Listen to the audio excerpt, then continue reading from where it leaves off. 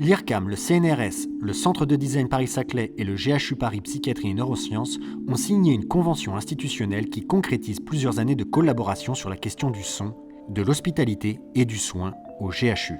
Ça ouvre un champ de recherche et d'exploration incroyable. L'objectif vraiment central pour le GHU, c'est de prendre conscience et de pouvoir se saisir de toutes les potentialités et de toutes les compétences du son dans des contextes de soins. Voilà, donc d'inventer et de concevoir des outils nouveaux pour les soignants, pour pouvoir soulager, soutenir, accompagner les patients dans la prise en charge de leur anxiété, de leur agitation, de leur angoisse. Donc là, voilà, là on en est vraiment au début de la mise en œuvre concrète des premiers prototypes qui vont nous permettre de poursuivre cette réflexion et le développement d'outils de soins nouveaux avec le son. 3 projets de recherche vont donc être développés. La création de chambres acoustiques pour le service de neuroréanimation du GHU Paris, la création de salons d'apaisement en prévention du recours à la contrainte, et enfin PsySon, un projet qui a pour but de développer des solutions alternatives en psychiatrie pour le traitement de l'anxiété.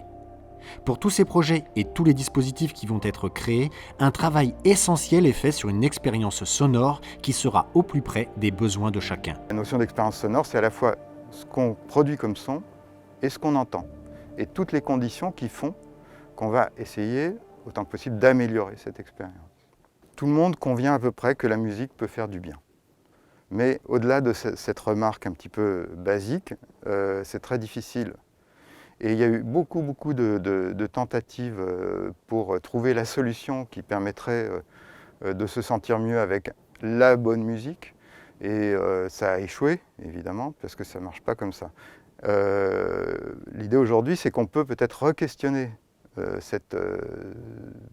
ce domaine en l'abordant d'une manière un petit peu nouvelle. Et notamment, une chose qui va être vraiment fondamentale pour ce nouveau dispositif, c'est qu'on va pouvoir utiliser des systèmes de playlists dynamiques qui vont fonctionner non pas sur un choix de musique, mais un choix de critères musicaux. Et c'est également un dispositif qui serait fait avec les soignants qui sont même au cœur de ce dispositif, avec les patients. Donc c'est vraiment un outil de médiation entre eux, c'est-à-dire un dispositif dans lequel ils vont pouvoir ensemble travailler à un mieux-être.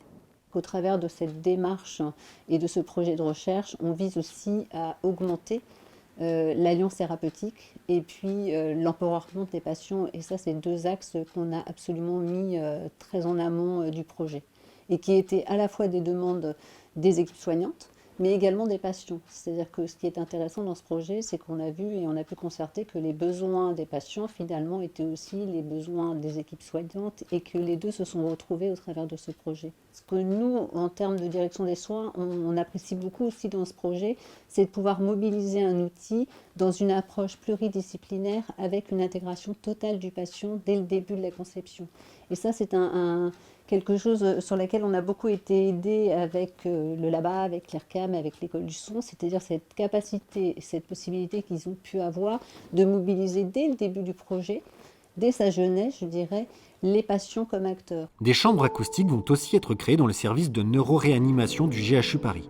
L'objectif des recherches, diffuser des sons simples ou complexes, comme une scène de vie, aux patients dans le coma et pouvoir analyser leurs réponses neurophysiologiques. Dans la neuroscience appliquée. Et c'est ça qui est très intéressant, c'est-à-dire qu'on est dans une neuroscience à haute valeur scientifique.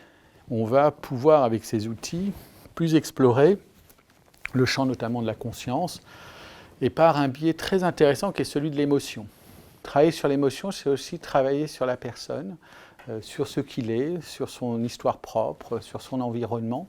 Et c'est ça aussi, donc j'aime pas toujours qu'on utilise à tort à travers le terme humanisé, parce que voilà, mais il y a une approche aussi personnelle et ce n'est pas qu'un cerveau qu'on sollicite, mais c'est une personne avec sa mémoire émotionnelle, etc.